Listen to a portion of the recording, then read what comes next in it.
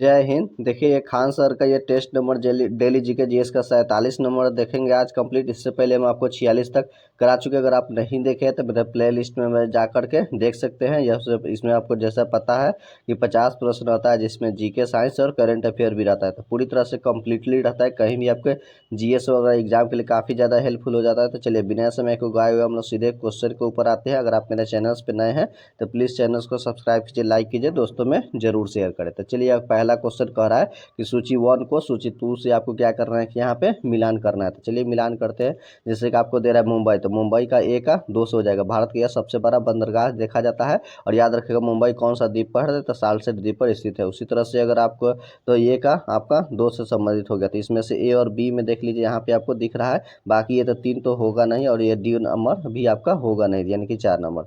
तो चलिए इसके बाद विशाखापट्टनम, तो भूबध क्या है, बी का 3 से संबंधित, यानी कि भूबध बंदरगाह डॉल्फिन नोज पहाड़ी के या पीछे आपको देखने को मिलता है वो। तो इस तरह से बी का आपका 3 नंबर हो गया। तो इस तरह से अगर आप देखेंगे तो आपका 1 का बी नंबर आपका आंसर होता है। बाकी चेन्नई का देख लीजिए, तो चेन्नई आप क्या है, आपको पूर्वी तट पर प्राचीनतम आपका बंदरगाह है। और समुद्र तल से ऊंचाई भी आपको चेन्नई से ही आपको नापा जाता है। और कोचीन जिसे अरब सागर की रानी के नाम से आपको जाना जाता है। तो डी का आपका 1 से मिलान हो गया। इस तरह से आपका ये आपका कंप्लीटली होता है। चलिए 2 नंबर प्रश्न की ओर हम लोग आते हैं।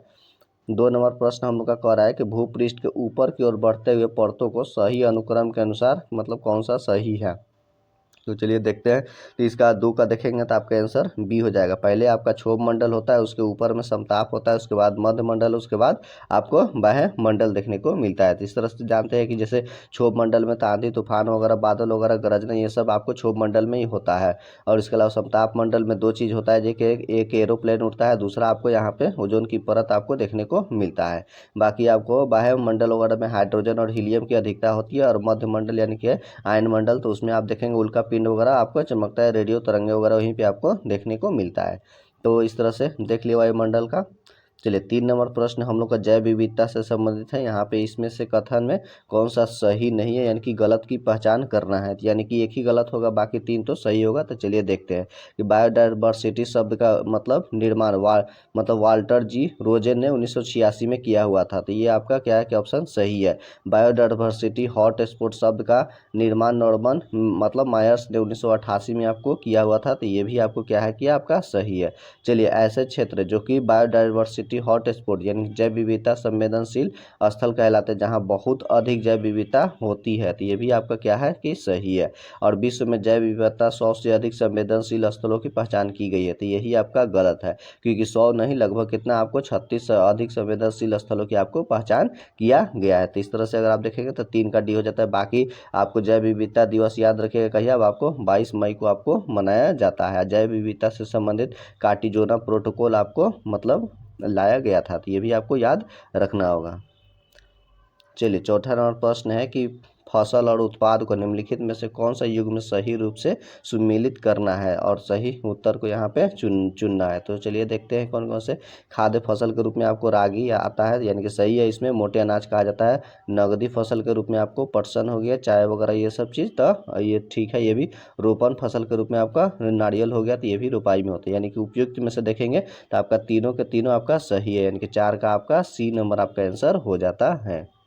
चलिए 5वां नंबर प्रश्न की ओर आएंगे। यहाँ पे भी एक दूसरे से सूची से मिलान करना है, कौन सा बांध है और किस राज्य में आपको स्थित है वो आपको देखना है। जैसे आपको पता है कि हीराकुंड बांध परियोजना तो मतलब आपको उड़ीसा में है, जो कि महानदी पर स्थित है। तो चलिए इस तरह से अगर आप देखेंगे तो उड़ीसा में, यानी कि ए का किससे आपका 3 से संबंधित हो गया मिलान में। तो देख लीजिए ए का 3 इसमें किस में है, इसमें है, और इसमें बी वाला में है। तो सी और डी तो होगा ही नहीं। चलिए उसके अलावा बाकी आप जानते हैं कि कोसी मतलब ये आपका बिहार मतलब क्या है कि कोसी परियोजना आपको बिहार में ही देखने को मिलता है। यानी कि सी का आपको कौन सा हो गया, 2 हो गया। तो सी का 2 में देख लीजिए। तो इस तरह से आपको ये वाला ए नंबर में ही आपको मिलान होता है। तो चलिए मिलान करते हैं। यानी कि हीराकुंड परियोजना मतलब महानदी पे आपको उड़ीसा में हो गया। उसके अलावा बी का 4 यानी कि पंचेत परियोजना आपको कहाँ पे देखने को मिलता है, यानी कि झारखंड में मिलता है। और ये आपका कोसी परियोजना आपको कहाँ पे है, तो बिहार में स्थित है। और उकाई परियोजना जो कि ताप्ती नदी पे है, आपको कहाँ पे है, गुजरात में स्थित है। तो ये आपका मिलान चिन्ह हो गया। चलिए 6 नंबर प्रश्न की ओर आएंगे। कौन सी भारत में कृषि की विशेषता आपका नहीं है, ये चीज़ देखना है। तो निर्वाह कृषि ये तो विशेषता है, कृषि पर जनसंख्या का दबाव ये भी है, मानसून का निर्भरता ये भी है, नगदी फसलों की प्रधानता तो ये प्रधानता नहीं है, काफ़ी ज़्यादा कमी मात्रा में है, तो ये आपका हो जाता है।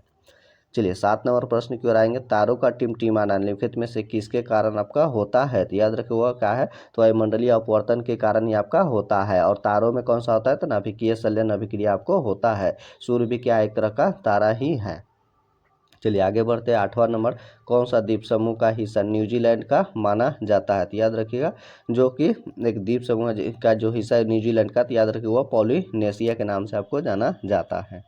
चलिए 9 नंबर प्रश्न भी यहाँ पे वैसे सूची 1 का सूची 2 से आपको मिलान करना है। तो सैन्य विभाग में देखेंगे तो एक आपको किससे हो गया, 2 नंबर से संबंधित हो गया, तो यानी कि एक आपका 2, इसमें से या तो इसमें होगा नहीं तो इसमें होगा, बी या सी से मिल रहा है। तो क्योंकि यह क्या है, दीवाने अर्ज मतलब ये अर्ज जो था सैन्य विभाग था बलवन के द्वारा बनाया गया था।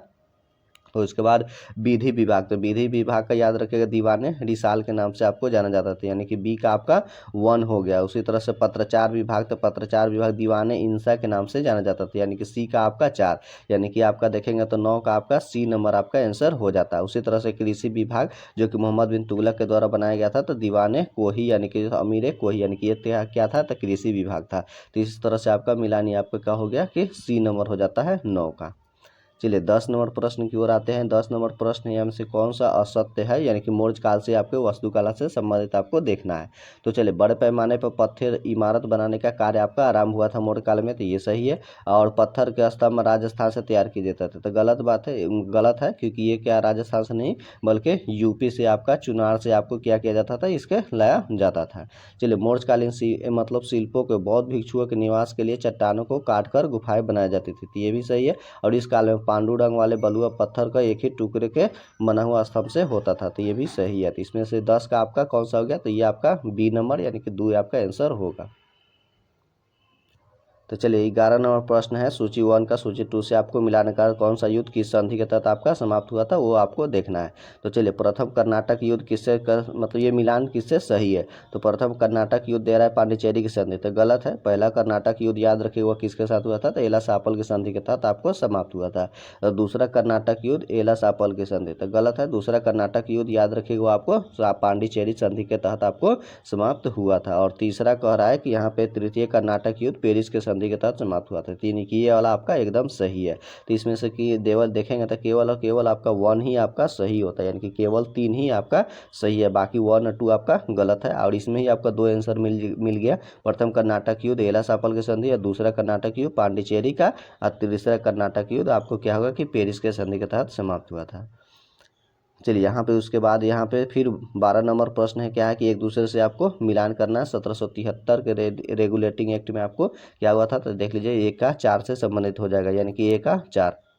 तो इसमें क्या कलकत्ता में उच्चतम न्यायालय सुप्रीम कोर्ट की स्थापना हुआ था, तो ये हो गया 1 का 4 से हो गया। और चार्टर्ड एक्ट 1833 के तहत क्या हुआ था, तो क्या हुआ था कि चीन के यानी कि बी का 1 हो जाएगा, यानी कि चीन के साथ चाय और व्यापार कंपनी एकाधिकार की आपकी समाप्ति थी, ये भी आपका इससे मिलान हो गया। इसके बाद जान रहे हैं कि 1857 की मतलब ये 1857 के बाद 58 में आया था भारत शासन अधिनियम। इसमें क्या हुआ था कि ये सी का 2 से हो जाएगा, क्योंकि कंपनी के ब्रिटिश क्राउन के शक्ति का हस्तांतरण हो गया था, इन क्राउन के हाथों में आपको चला गया था। उसके बाद पिट्स इंडिया एक्ट 1784 में आप देख लीजिए तो आपको क्या है कि बोर्ड ऑफ कंट्रोल की आपका स्थापना हुआ था। तो इस तरह से अगर आप देखें तो मिलान कर लीजिए 1 का 4 से, तो 1 का 4 हो गया इसमें तो 1 का 4 इसी में आपका क्या होगा कि, और बी का 1, तो बी का 1 हो गया, सी का 2, तो सी का 2 यानी कि आपका ए नंबर आपका आंसर हो जाएगा 12 का। चलिए 13 नंबर प्रश्न है कि वैदिक संस्कृति के संदर्भ में कौन सा इसमें से गलत है, यानी कि असत्य है, उसी की आपको पहचान करना था। इस काल में परिवार पितृसत्तात्मक था, तो बात सही है, उस समय था। इस काल में बाल विवाह का प्रचलन था, तो गलत है, या उस समय बाल विवाह का प्रचलन आपको नहीं देखने को मिलता है, तो आपका 13 का आंसर आपका बी नंबर हो जाता है। 14 नंबर प्रश्न करा है कि महात्मा गांधी ने वांछित उद्देश्य की प्राप्ति के लिए भूखे हड़ताल की अपनी पद्धति को सर्वप्रथम प्रयोग कब मतलब कहाँ और कब किए हुए थे। तो याद रखिए वो आपको भारत से ही पूछा जा रहा है, यानी कि सबसे पहली बार भारत में आपको अहमदाबाद मिल मजदूर जो हुआ था उसमें 1918 में उसमें हुआ था। और 2 दिन गांधी जिसमें भूख हड़ताल रखे थे उसमें क्या हुआ था कि प्लेग बीमारी फैल गया था, जिसके कारण कंपनी में कोई आदमी कार्य नहीं कर रहा था। तो कंपनी ने बोला कि हम आपको आप इसमें हमारा कंपनी में कार्य करिए लोग, जिसके बाद हम आपको बोनस के रूप में देंगे। हालांकि बीमारी प्लेग खत्म होने के बाद उसको बोनस मतलब क्या हुआ था कि मजदूरों को आपको नहीं मिला, जिसके कारण क्या हुआ था कंपनी ने सीधे बोल दिया कि हाँ कि प्लेग फैला ही नहीं था मेरे कंपनी में, क्योंकि सभी वर्कर कार्य कर रहे थे, जिसके कारण मतलब वो बोनस देने से इनकार कर दिया। इसी के लेकर गांधी जी आमरण अनशन पे यहाँ पे बैठे थे। लेकिन अगर विश्व में सबसे पहली बार अगर पूछा जाएगा तो साउथ अफ्रीका में गांधी जी का मतलब आमरण अनशन वगैरह होता है। और पहला सत्याग्रह आपको वहाँ पर देखेंगे तो केप टाउन 1906 में ही आपको देखने को मिलता है। और भारत में सत्याग्रह की पहली बार देखेंगे तो आपको चंपारण सत्याग्रह आपको 1917 में जो हुआ था तो वो आपको देखने को मिलता है। चंपारण यानी कि पूर्वी चरण मोतिहारी वाला आपका क्षेत्र है। हालांकि उस समय मतलब एक ही चंपारण हुआ करता था। तो चलिए ये भी आप याद रखेंगे। तो सॉरी यहाँ पे ये देख लीजिए केप टाउन हॉल में नहीं बल्कि दक्षिण अफ्रीका के नटाल प्रांत में 1906 में किए हुए थे सबसे पहले बार मतलब गांधी जी का सत्याग्रह हुआ था। चलिए 15 नंबर प्रश्न की ओर हम लोग आते हैं। दादा भाई नौरोजी द्वारा प्रतिपादित अपवाद सिद्धांत यानी कि ड्रेन थ्योरी को सही परिभाषित किस स्थान में आपको आता है। और poverty and on British rule in India, यही उनका पुस्तक है दादा भाई नौरोजी को, उसी में उन्होंने दिया हुआ था। यानी कि इसका 15 का आपका बी नंबर हो जाएगा। यानी कि भारत की राष्ट्रीय संपदा का एक भाग अथवा कुल वार्षिक उत्पाद ब्रिटेन को निर्यात कर दिया जाता था, जिसके दौरान भारत को कोई वास्तविक प्रतिफल नहीं मिलता था। तो यही आपका क्या हो जाएगा कि आपका आंसर हो जाता है 15 का बी नंबर। चलिए 16 नंबर प्रश्न है कि मतलब गति पालक चक्र में उसका अधिकांश द्रव्यमान परिधि के निकट होता है, क्योंकि इसमें क्या होता है जड़त्व या घूर्ण आपको बढ़ाने के लिए किया जाता है। दलदल में फंसे व्यक्ति को लेट जाने की सलाह दी जाती है, क्योंकि क्या है क्षेत्रफल अधिक होने पर दाब आपका कम होता है। यानी कि 17 का आपका ए नंबर आंसर हो जाएगा। 18 नंबर प्रश्न कराए कि 1 वाट घंटा कितना जूल के बराबर होता है। यानी कि ये 18 का ये हो जाएगा 3.6 गुने 10⁻³ जूल होता है 1 वाट घंटा। अगर यही आपको किलो लगा देता किलो वाट घंटा तो ये आपका हो जाता है कि 3.6 गुना 10⁻6 यानी कि 10⁻³ जूल था, यहाँ पे अब हो जाएगा किलो में 6 जूल आपको हो जाता है। चलिए 19 नंबर प्रश्न, वाष्प उत्सर्जन में आपको क्या होता है। तो वाष्प उत्सर्जन क्या वही है पत्तियों से मतलब पत्तियों से पानी का वाष्प के रूप में आपका निकलना, वही वाष्प उत्सर्जन आपका कहलाता है। चलिए 20 नंबर प्रश्न की ओर आते हैं। एक तार का प्रतिरोध आपको क्या है कि 2 ओम है, यानी कि प्रतिरोध R बराबर कितना हो गया आपका, सॉरी 2 ओम नहीं 10 ओम है, ये हो गया। इसमें 2 एम्पियर की धारा पहुंच रहा है, यानी कि A बराबर आपको कितना हो गया 2 हो गया। उसी प्रकार का समय T बराबर कितना हो गया कि 30 सेकेंड 30 मिनट, तो 30 मिनट है तो मिनट को 60 से गुना कर लीजिए। इस तरह से देखेंगे तो 1800 आपको सेकेंड समय हो गया। तो इसमें प्रवाहित होती है तो तार में कितने मतलब जूल ऊष्मा की उत्पन्न होगी। तो ऊष्मा का फॉर्मूला आप जानते हैं कि H बराबर क्या होता है कि IR² RT आपका फॉर्मूला होता है। इस तरह से I का वैल्यू रख दीजिए तो I मतलब धारा था, धारा कितना है आपको 2 है तो 2 का स्क्वायर करेंगे तो कितना हो जाएगा 4 हो जाएगा। उसी तरह से प्रतिरोध कितना है आपका इस तरह से 10 हो गया। और T समय कितना है आपको 1800 है, तो इस तरह से 1800 तो 18 का 72, इस तरह से लिखेंगे तो 72 और 3 गो जीरो यानी कि 72,000 आपको क्या होगा कि ऊष्मा यानी कि उसको जूल की आवश्यकता होगी। तो 72,000, तो ये हो गया आपका 20 का ए नंबर आंसर। चलिए 21 नंबर सवाल प्रश्न करा है कि कौन सा युग्म की इकाइयाँ समान ही होती है। समान मतलब ही होती है नहीं, याद रखिए क्या समान नहीं होती है, वो आपको पहचान इसमें से करना है ऐसे ही मात्रक में। तो देख लीजिए क्योंकि यहाँ पे ए क्या हो रहा है कि चाल और बेग इसका तो समान होता है, चाल का भी मीटर प्रति सेकंड बेग का भी मीटर पर सेकंड, कार्य का ऐसा ही मात्रक आपका जूल, ऊर्जा का भी ऐसा ही मात्रक जूल, ये भी समान होता है। दूरी को मीटर में विस्थापन को भी मीटर में मापते हैं। लेकिन यहाँ पर डी नंबर आंसर है, यही आपका हो जाएगा कि यही इसी का मात्रक अलग होता है। बल का ऐसा ही मात्रक क्या होता है कि न्यूटन, लेकिन दाब का ऐसा ही मात्रक देखेंगे तो न्यूटन प्रति मीटर स्क्वायर आपका हो जाता है। तो यही आपका डी नंबर आपका आंसर हो जाता है 21 का। चलिए 22 नंबर प्रश्न करा है कि द्रव अवस्था से ठोस अवस्था में बदलने की प्रक्रिया को क्या कहा जाता है। तो याद रखिए वो आपको हिमीकरण के नाम से आपको जाना जाता है। बाकी ऊर्ध्वापातन आप जानते हैं, यानी कि सीधे आपको ये ठोस से गैस में चला जाता है और गैस से सीधे ठोस में आ जाता है, तो वही आपको ऊर्ध्वापातन हो जाता है। अवतल दर्पण के पीछे आभासी मतलब होता है कि काल्पनिक जो भी काल्पनिक होगा वह सीधा ही होगा। और आवर्धित मतलब क्या होता है कि बड़ा होता है। तो प्रतिबिंब प्राप्त करने के लिए वस्तु को आपको कहाँ रखा जाना चाहिए। तो याद रखिएगा वो अवतल वह ध्रुव P और उसके फोकस के बीच में रखा जाता है। ये देख लीजिए, ये आपका अवतल दर्पण होता है और ये उसका क्या हो गया, ये आपका ध्रुव हो गया और ये आपका फोकस हो गया। इसी के बीचों बीच में यहाँ पे जब हम वस्तु को रखते हैं तो यही एक स्थिति होता है आपका मतलब अवतल दर्पण का, जब प्रतिबिंब उसके पीछे की ओर बनता है और बड़ा बनता है और सीधा बनता है। जो हजामती दर्पण भी यही आपका प्रयोग किया जाता है, यही स्थिति पोजीशन का। चलिए अगला प्रश्न है 24 नंबर प्रश्न हम लोग देखेंगे। तो 24 नंबर हम लोग का प्रश्न करा है कि 30 केजी के लोहे के एक गोले तथा 10.5 केजी के एल्युमिनियम के एक गोले के व्यास क्या है, बराबर है। दोनों गोलों को किसी मीनार से शायद एक साथ गिराया जाता है तब ये मतलब गोले में से 10 मीटर ऊपर है, तब उसका क्या होगा कि मान क्या होगा। तो याद रखो उसका एक समान, उसका त्वरण क्या होता है कि समान होता है, देखने को मिलेगा। चलिए 25 करा है कि श्वेत प्रकाश को भिन्न भिन्न रंगों के विभक्त करने के लिए लिखित में से किसका प्रयोग किया जाता है। तो वह दया के रखिए वो प्रिज्म का ही प्रयोग किया जाता है और इस तरह से 7 रंगों में मतलब बढ़ जाता है, जिसे हम लोग क्या कहते हैं कि स्पेक्ट्रम के नाम से आपको जाना जाता है। स्पेक्ट्रम या फिर उसको विग्योर कहा जाता है या फिर बैजनिया पी नाला के रूप में आपको जाना जाता है। यही आपका स्थिति होता है जबकि 7 रंगों में श्वेत प्रकाश एक रंग में आता है और 7 रंगों में आपको बढ़ जाता है। इस तरह से पट्टी पर नीचे से विग्योर VIBGYO और ऊपर की तरफ आपको आर, यही आपका हो जाता है। तो वही आपको इसमें पूछा जा रहा है, ये न्यूटन साहब ने इसको दिया हुआ था, ये भी आपको याद रखना होगा।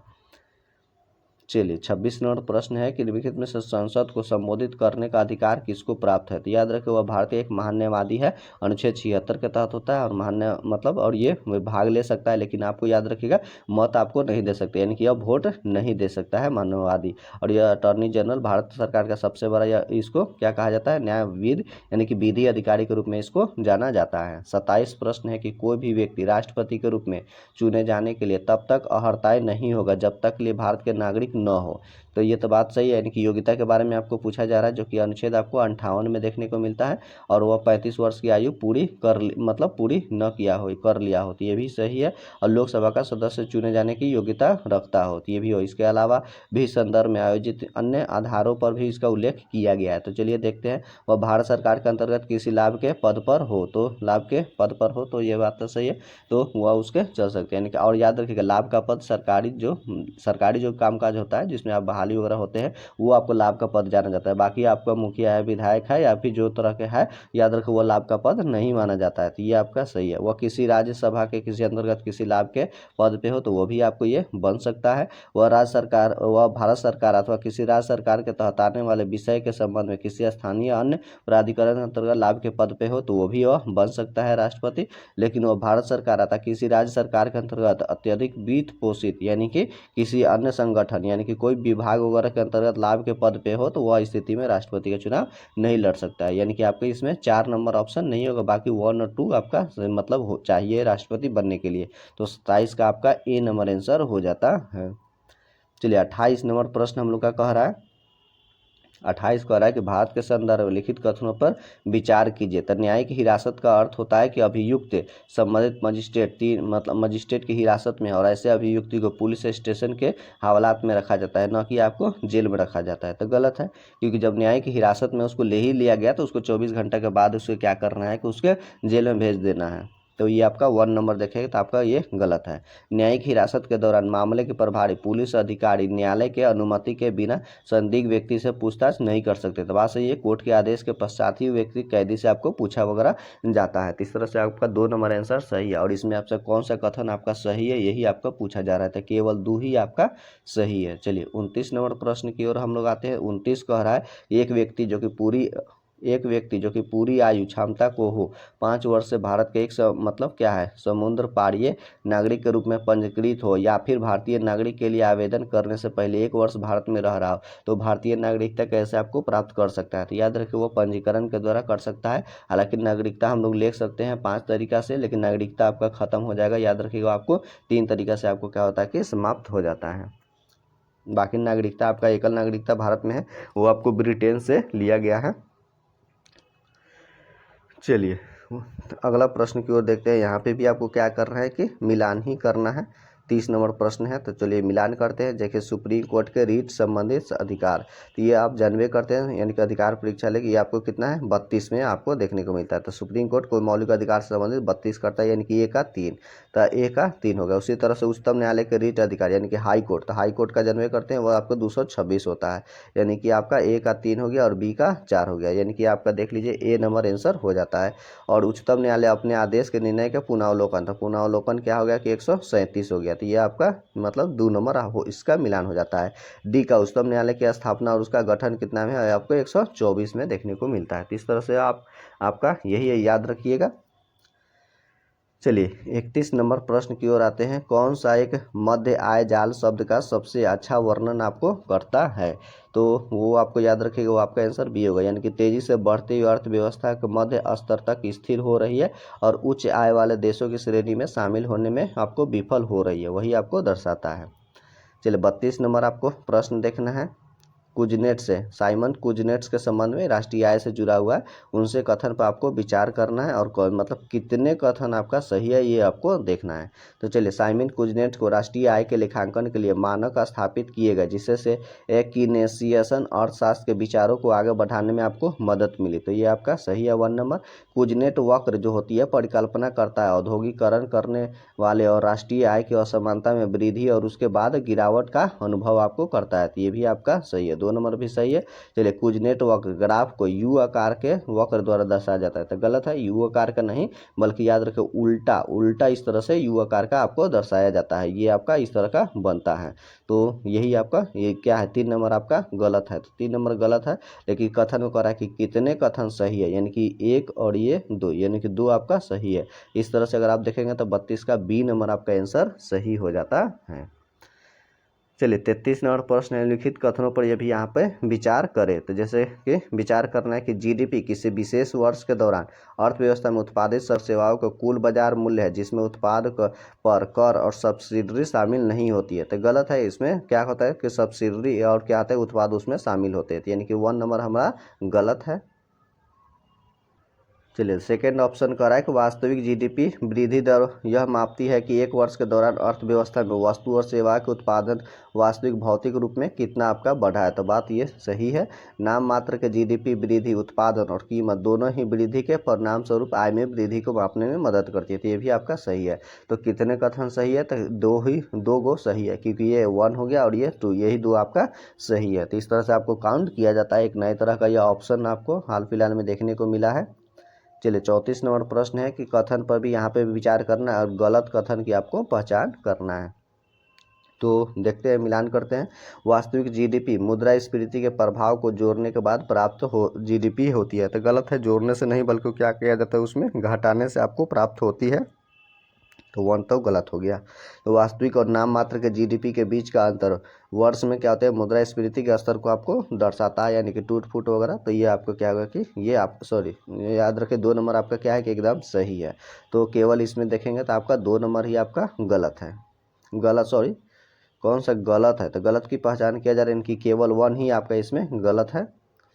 चलिए 35 नंबर प्रश्न की ओर आते हैं। 35 प्रश्न कह रहा है कि कर उछाल का तात्पर्य सकल घरेलू उत्पाद में परिवर्तन के प्रति राजस्व वृद्धि के प्रक्रिया में है। यदि उत्पादन में वृद्धि हो रही है और कर उछाल उसके अनुरूप नहीं है, तो इसका मतलब यह होता है कि कर चोरी हो रही है, सही है। सकल घरेलू उत्पाद और गैर कर वाले हिस्से में वृद्धि हो रही है, ये भी सही है। इस तरह से अगर आप देखेंगे तो इसका मतलब ए और बी दोनों सही है, यानी कि 35 का आपका सी नंबर हो जाएगा। चलिए 36 है, पौधा के तना पौधे के किसी सभी हिस्सों में भोजन वितरित करने में और तथा क्या करते हैं कि भोजन के भंडारण में भी मदद करते हैं, ये भी सही है। पौधे के आकार देने में, ये भी सही है। शोषण करने में, ये भी सही है, यानी कि इसका 1 से अधिक हो जाएगा, यानी कि डी नंबर आपका आंसर हो जाता है 36 का। सभी में इसमें किया जाता है क्योंकि फ्लोएम का ही कार्य है ये सब चीज़ करना। चलिए 37 नंबर प्रश्न है कि आधान यानी ट्रांसफ्यूजन में रक्त न केवल रक्त के प्रकार में बल्कि याद रखिएगा उसके आरएच फैक्टर कारक भी आपका संगत होना चाहिए।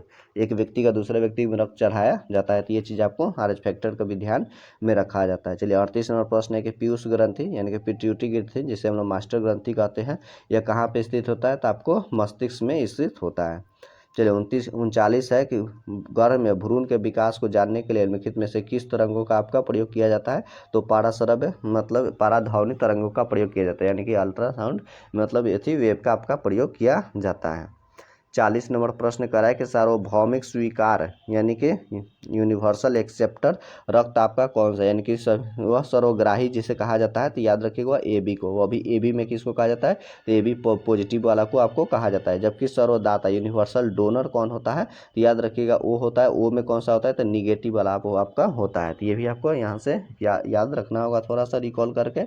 चलिए 41 नंबर, यहाँ से हमारा करंट अफेयर शुरू होता है ना। अब देखते हैं राष्ट्रीय सुरक्षा दिवस 24 का विषय आपका क्या है। तो याद रखिएगा वो आपका ESG उत्कृष्टता के लिए सुरक्षा नेतृत्व का ध्यान देना, यानी कि 41 का A नंबर हो जाता है। 42 है केंद्रीय मंत्री डॉक्टर मतलब मनसुख मंडाविया ने नई दिल्ली में आयुष ये मतलब ICMR उन्नत केंद्र का शुभारंभ आपको किया हुआ है। 43 है कि निम्नलिखित में किस राज्य में स्टेनलेस स्टील के क्षेत्र में भारत के पहले ग्रीन, याद रखिएगा ग्रीन हाइड्रोजन प्लांट का उद्घाटन आपको किया है। तो आपको हरियाणा में किया गया है, और हरियाणा के कहाँ से, तो हिसार आपको जिले में देखने को मिलेगा। 44 प्रश्न है कि सुप्रीम कोर्ट ने मतदान के लिए रिश्वत लेने वाले सांसदों को छूट समाप्त कर दी। संसद सदस्य यानी कि सांसदों को किस अनुच्छेद के तहत यह आपको क्या किया है कि खत्म कर दिया है, तो अनुच्छेद 105 के तहत। जो एक पार्टी से दूसरे पार्टी में चले जाते हैं ना पैसा वगैरह घूस को लेकर, उसी से उससे संबंधित आपको इसमें दिया गया है। अब 45 है कि न्यू लॉसेंट अध्ययन के अनुसार भारतीयों को मोटापे का स्तर बढ़ गया है। इसके संबंध में कौन सा कथन आपका सही है। तो देखते हैं भारत में लड़कियों के लिए मोटापे की दर 90 में 0.1 से बढ़कर के 22 में 3.1, और लड़कों के लिए 0.1 से बढ़ करके आपका 3.9 हो गई है। तो ये आपका सही है।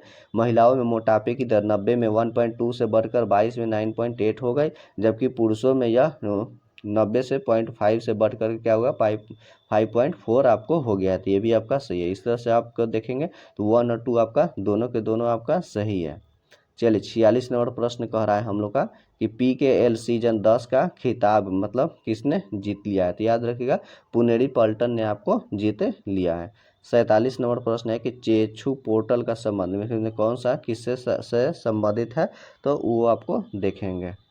तो इस संचार में साथी पोर्टल को पर लॉन्च आपको किया गया था। तो ये आपका सही है। कोई भी व्यक्ति चक्षु पोर्टल पर धोखाधड़ी कॉल या मतलब SMS व्हाट्सएप पर प्राप्त संदिग्ध संदेशों को रिपोर्ट कर सकता है। तो ये भी सही है। इस तरह से देखेंगे तो 47 का आपका C नंबर आपका आंसर हो जाता है। 48 है वर्ल्ड पॉवर्टी मतलब क्लॉक के अनुसार भारत के सफलतापूर्वक अत्यधिक गरीबी की दर को किस जनसंख्या के नीचे आपको ला के रख दिया। तो याद रखिएगा वो आपको 48 का यानी कि 3% के आपको नीचे ला के रख दिया गया है। 49 है राष्ट्रपति द्रौपदी मुर्मू ने कितने प्रतिष्ठित कलाकारों को 22 और 23 के लिए संगीत नाटक अकादमी पुरस्कार देने की घोषणा किया गया। तो याद रखिएगा 94 कलाकारों को घोषणा किया गया है। चलिए 50 नंबर यह अंतिम प्रश्न है कि केई पेनियोर किस राज्य का 26वां आपका जिला बन गया है। तो याद रखिएगा किसका, तो अरुणाचल प्रदेश का बन गया। इस तरह से आगे का सेट देखने के लिए हमारे चैनल पर ऐसे ही बने रहे, और चैनल को सब्सक्राइब कीजिए, लाइक कीजिए, दोस्तों में जरूर शेयर करें। चलिए मिलते हैं अगला सेट के साथ। जय हिंद।